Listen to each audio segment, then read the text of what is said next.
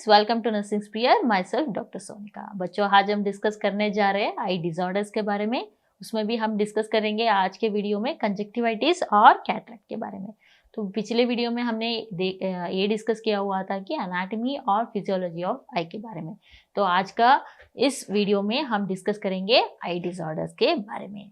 तो पहले देख लेते हैं कि कौन कौन सी आई डिसऑर्डर्स होते हैं, उसका मतलब क्या है। तो मैंने एक टैबुलर कॉलम बनाया हुआ है, उसमें सारे जो हमारा आई डिसऑर्डर्स है उसका डेफिनेशंस मैंने लिख दिया है। तो पहले देखते हैं। तो कैटरैक्ट, पहला जो हमारा मोस्ट कॉमन आई डिसऑर्डर है वो है हमारा कैटरैक्ट। कैटरैक्ट का मतलब क्या होता है? Opacity of the lens, opacity और क्लाउडीनेस ऑफ द लेंस। ये जो हमारा ट्रांसपेरेंट लेंस है वो क्लाउडी हो जाता है, वो क्लाउडी हो जाता है। उसकी वजह से क्या होता है, ये जो हमारा लाइट है वो लेंस के थ्रू अंदर नहीं जा सकते हैं, लेंस के थ्रू अंदर नहीं जा सकते हैं। सो इस कंडीशन को क्या बोलते हैं? ओपेसिटी ऑफ द लेंस को क्या बोलते हैं हम लोग? कैटरैक्ट। दूसरा है हमारा conjunctivitis. Conjunctivitis, inflammation of the conjunctiva is called as conjunctivitis. Inflammation of the conjunctiva is called as conjunctivitis. उसके बाद आता है हमारा मायोपिया। मायोपिया, मायोपिया का मतलब क्या होता है? हम जो फार ऑब्जेक्ट्स है, हम फार ऑब्जेक्ट्स को देख नहीं सकते हैं, फार ऑब्जेक्ट्स को देख नहीं सकते हैं। हाइपर मायोपिया का मतलब क्या होता है? हाइपर मायोपिया का मतलब होता है जो पास में होता है, जो पास में ऑब्जेक्ट्स होता है उनको हम देख नहीं सकते हैं, लेकिन जो हमारा फॉर ऑब्जेक्ट्स है उसको हम अच्छे तरह से देख सकते हैं, उसको अच्छे तरह से देख सकते हैं, लेकिन जो हमारा पास का जो नियर ऑब्जेक्ट्स है उसको हम नहीं देख सकते हैं। सो ऐसे कंडीशन को हम क्या बोलते हैं? Hyperopia, hyperopia. तो उसके बाद होता है हमारा प्रेसबायोपिया। प्रेसबायोपिया का मतलब होता है ये जो अकोमोडेशन होता है, ये जो अकोमोडेशन होता है वो एज की वजह से लॉस हो जाता है। As related loss of your accommodation. जो हम 40 बोलते हैं ना, 40 में जो चश्मा मिलता है हमें, वो क्या होता है? वो प्रेसबायोपिया होता है। वो उसमें क्या होता है? There will be a loss of accommodation due to age related loss of accommodation. उसके बाद आता है हमारा ग्लोकोमा। ग्लोकोमा का मतलब क्या होता है? ये जो हमारा इंट्राऑक्यूलर प्रेशर है, intraocular pressure, normal intraocular pressure कितना होता है? 10 to 21। सो अगर ये इंट्राऑक्यूलर प्रेशर ज्यादा हो जाता है तो तब हम क्या बोलते हैं? उस कंडीशन को हम बोलते हैं ग्लोकोमा। उसके बाद आता है हमारा मैकुलर डिजेनरेशन। मैकुलर डिजेनरेशन मतलब क्या होता है? Degeneration of your macula. ये जो इनर नर्वस लेयर में मैकुला होता है, अगर ये डिजेनरेट हो गया तो उसको हम क्या बोलते हैं? Macular degeneration. उसके बाद आता है आपका retina, retinal detachment. Retinal detachment मतलब क्या होता है? ये कोरॉइड से डिटैच होता है, ये हो जाता है। ये जो मिडल लेयर कोरॉइड है उससे जो ये इनर लेयर रेटिना है ये डिटैच होता है, ये अलग हो जाता है। उस कंडीशन को हम क्या बोलते हैं? Retinal detachment. उसके बाद आता है हमारा डायबिटिक रेटिनोपैथी। डायबिटिक रेटिनोपैथी मतलब ये जो आपका डायबिटीज के वजह से आपका जो रेटिनल वेजल्स है ये डैमेज्ड है, उस कंडीशन को हम क्या बोलते हैं? Diabetic retinopathy. उसके बाद आता है हमारा एस्टिग्मैटिज्म। एस्टिग्मैटिज्म मतलब क्या होता है? ये जो कॉर्निया है एक कर्व शेप में होता है, एक कर्व शेप में होता है, नॉर्मली एक कर्व शेप में होता है।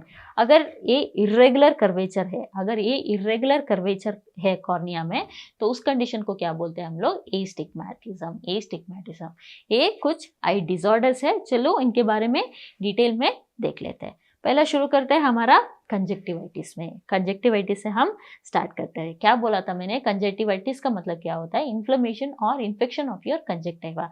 कंजक्टिवा का मतलब क्या होता है? ये जो हमारा आईलिड है, ये जो अंदर इनर सरफेस है आईलिड का, उसके ऊपर और कॉर्निया के ऊपर एक थिन मेम्ब्रेन कवर होता है, एक थिन मेम्ब्रेन कवर होता है, उसको हम क्या बोलते हैं? कंजक्टिवा। उसको हम क्या बोलते हैं? कंजक्टिवा। और अगर ये इन्फेक्शन हो जाता है, ये लेयर, ये जो थिन लेयर है, अगर उसको इन्फेक्शन और इन्फ्लेमेशन ऑफ कंजक्टिवा हो जाता है ड्यू टू बैक्टीरिया, वायरल और एलर्जी से, अगर ये इन्फेक्शन हो जाता है, इन्फ्लेमेशन हो जाता है, तो उस कंडीशन को क्या बोलते हैं हम लोग? कंजक्टिवाइटिस। कंजक्टिवाइटिस, दिस कंजक्टिवाइटिस को हम पिंक आइज भी बोलते हैं और मद्रास आई भी बोलते हैं। तो ये हो गया डेफिनेशन कंजक्टिवाइटिस का। चलो देखते हैं टाइप्स क्या है। टाइप्स कंजक्टिवाइटिस का टाइप्स क्या है? 4 टाइप्स है। पहला है हमारा बैक्टीरियल कंजक्टिवाइटिस, दूसरा है वायरल कंजक्टिवाइटिस, तीसरा है एलर्जिक और fourth one is your toxic और केमिकल कंजक्टिवाइटिस। तो बैक्टीरियल कंजक्टिवाइटिस में क्या होता है, बैक्टीरिया इन्वॉल्व होता है, उसकी वजह से ये जो कंजक्टिवा है वो इन्फ्लेमेशन हो जाता है। सो कॉमनली कौन सी ऑर्गेनिजम्स होता है, हमारा जो स्टाफाइलोकोकस ऑरियस और स्ट्रेप्टोकोकस निमोनियाe और इमोफिलस इन्फ्लुएंजा, ये जो एच इन्फ्लुएंजा बोलते हैं, ये सारी जो ऑर्गेनिजम्स है ये बैक्टीरियल कंजक्टिवाइटिस को कॉज करते हैं। लेकिन ये जो हमारा वायरल कंजक्टिवाइटिस में क्या होता है, adenovirus is the most common virus involved in your viral conjunctivitis। उसके बाद आता है हमारा एलर्जिक कंजक्टिवाइटिस। एलर्जिक कंजक्टिवाइटिस का मतलब क्या होता है, एक एलर्जिक कंपोनेंट होता है, जैसा आपका फ्लावर का पॉलन हो गया, उसके बाद परफ्यूम से, कॉन्टैक्ट लेंस से, स्मोक से, मेकअप से अगर एलर्जी हो जाता है आंख में, कंजक्टिवा में अगर इन्फ्लेमेशन हो जाता है, उसको हम क्या बोलते हैं, एलर्जिक कंजक्टिवाइटिस। उसके बाद आता है हमारा टॉक्सिक और केमिकल्स में क्या है, क्लोरीन कहाँ मिलता है हमें, स्विमिंग पूल में अगर क्लोरीन ज़्यादा है उसकी वजह से अगर कंजक्टिवाइटिस होता है तो उसको हम क्या बोलते हैं, टॉक्सिक और केमिकल कंजक्टिवाइटिस। एसिड की वजह से या अल्कली की वजह से अगर कंजक्टिवाइटिस हो रहा है तो उसको हम क्या बोलते हैं, टॉक्सिक और केमिकल कंजक्टिवाइटिस बोलते हैं। उसके बाद क्या होता है, सारा ये जो बैक्टीरियल कंजक्टिवाइटिस में क्या होता है, प्यूरिलेंट और म्यूकोप्यूरिलेंट डिस्चार्ज होता है आपकी आंखों से। प्यूरिलेंट मतलब क्या होता है, पस, और म्यूकोप्यूरिलेंट मतलब म्यूकॉइड प्लस पस। ये जो डिस्चार्ज आता है वो प्यूरिलेंट पस आता है, आपकी आंखों से पस आता है। लेकिन वायरल में क्या होता है, सिर्फ वाटरी और सीरस डिस्चार्ज आता है, वाटरी और सीरस डिस्चार्ज आता है। और सारे कंडीशन में सारे कंजक्टिवाइटिस में आपको क्या देखने को मिलेगा, आपको देखने को मिलेगा रेडनेस। आंख जो है वो लाल हो जाता है, लाल हो जाता है, इसलिए हम क्या बोलते हैं इसको, पिंक आइज भी बोलते हैं, मद्रास आइज भी बोलते हैं। सो उसके साथ लिड स्वेलिंग, ये जो हमारा लिड्स है वो स्वेलिंग हो जाते हैं। लेकिन एक चीज़ याद रखना है, हमारा ये जो एलर्जिक कंजक्टिवाइटिस में क्या होता है, एलर्जिक कंजक्टिवाइटिस में एक इची आई होता है, कहाँ पे, एलर्जिक कंजक्टिवाइटिस में। ये उसका प्राइमरी कंप्लेंट होता है। Then your redness and lid swelling, patient will have itchy eye in allergic conjunctivitis. So ये हो गया हमारा types of conjunctivitis. We have 4 types of conjunctivitis. तो चलो आगे देखते हैं कि सिम्टम्स क्या है। मैंने पहले भी बताया था सिम्टम्स क्या होता है। सिम्टम्स विल बी रेडनेस, आंख लाल हो जाता है, will have irritation of the eye, itching, specially in the allergic conjunctivitis में क्या होता है, इचिंग होता है। उसके बाद burning sensation, discharge. Again you in bacterial you have mucoid और म्यूकोप्यूरिलेंट और प्यूरिलेंट मतलब पस आता है। लेकिन वायरल में क्या होता है, सिर्फ वाटरी और सीरस डिस्चार्ज होता है, उसके बाद क्या होता है, photophobia is your you can't see the light. So these are the some of the symptoms of your conjunctivitis. उसके बाद क्या देखते हैं, उसके बाद देखते हैं कि ट्रीटमेंट क्या है, इस कंडीशन का ट्रीटमेंट क्या है। अगर बैक्टीरियल कंजक्टिवाइटिस है तो आपको क्या देना पड़ेगा, आपको देना पड़ेगा एंटीबायोटिक्स। अगर वायरल कंजक्टिवाइटिस है तो एंटीवायरल्स डालना पड़ेगा सीवियर केसेस में। अगर एंटीवायरल सीवियर केसेस में आपको डालना पड़ेगा। उसके बाद आता है एलर्जिक में यूजुअली इचिंग होता है। सो एलर्जिक कंपोनेंट को कम करना है, तो इसलिए हम क्या देते हैं, antihistamines and decongestant, and also you can give steroids, and main thing is you should avoid allergens. ये हो गया ट्रीटमेंट। और ये जो तीनों कंडीशन में ये सारी चीज़ आपको करना है। क्या करना है, आपको आर्टिफिशियल टीयर्स यूज़ करना है और वार्म और कोल्ड कंप्रेशन देना है। आंख को ऐसा रगड़ना नहीं है, रब नहीं करना होता है, और क्लीनलीनेस मेंटेन करना पड़ता है। अगर बिफोर टचिंग योर आइज, आंख को टच करने से पहले हाथ को वॉश करना है और ऐसे रब नहीं करना होता है, तो क्लीनलीनेस मेंटेन करना पड़ता है। ये सारे कंडीशन में, ये सारे तीनों कंजक्टिवाइटिस में आपको ये कॉमनली फॉलो फॉलो करना है या ट्रीट करना है। तो और हैंड्स को वॉश करना है फ्रीक्वेंटली, और कॉन्टैक्ट लेंस को यूज़ नहीं करना है। कॉन्टैक्ट लेंस को यूज़ नहीं करना है, क्या यूज़ करना है, आपका जो ग्लासेस है उसका यूज़ करना है, और बिल्कुल भी मेकअप नहीं लगाना है, बिल्कुल भी मेकअप नहीं लगाना है। ये होता है ट्रीटमेंट। ये हो गया treatment and symptoms and types of your conjunctivitis. तो इसमें दो टर्मिनोलॉजीज है, वो है हमारा ब्लेफ्रोकंजक्टिवाइटिस।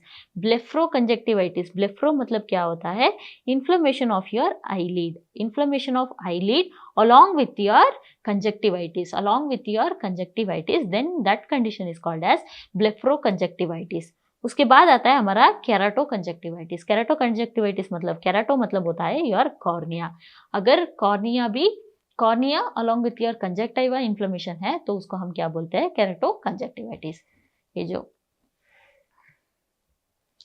उसके बाद है हमारा दूसरा कंडीशन, वो क्या है, वो है हमारा कैटरैक्ट। कैटरैक्ट का मतलब क्या होता है, कैटरैक्ट का मतलब क्या होता है, ये जो हमारा ट्रांसपेरेंट लेंस है, ये जो ट्रांसपेरेंट लेंस है वो क्या हो जाता है, ये क्लाउडी हो जाता है, ये ओपेसिटी बढ़ जाता है, ओपेसिटी बढ़ जाता है। तो यूजुअली नॉर्मली रेगुलरली क्या होता है, लेंस के थ्रू लाइट ऐसा ट्रांसमिट होता है, लेकिन इस क्लाउडीनेस के वजह से ये जो हमारा लाइट रेस है वो अंदर नहीं जा पाते, और रेटिना पे फोकस नहीं हो जाते हैं। तो क्या हो जाता है, लेंस जो है वो ट्रांसमिट करता है, कहाँ पे लाइट को ट्रांसमिट करता है, रेटिना पे, और उसकी वजह से क्या आता है, क्लियर इमेज आता है। लेकिन कैटरैक्ट में क्या हो जाता है, ये जो कैटरैक्ट में क्लाउडीनेस की वजह से ये लाइट रेस अंदर नहीं जा पाते, तो इसलिए क्या हो जाता है, आपका ब्लरी इमेज फॉर्मेशन हो जाता है।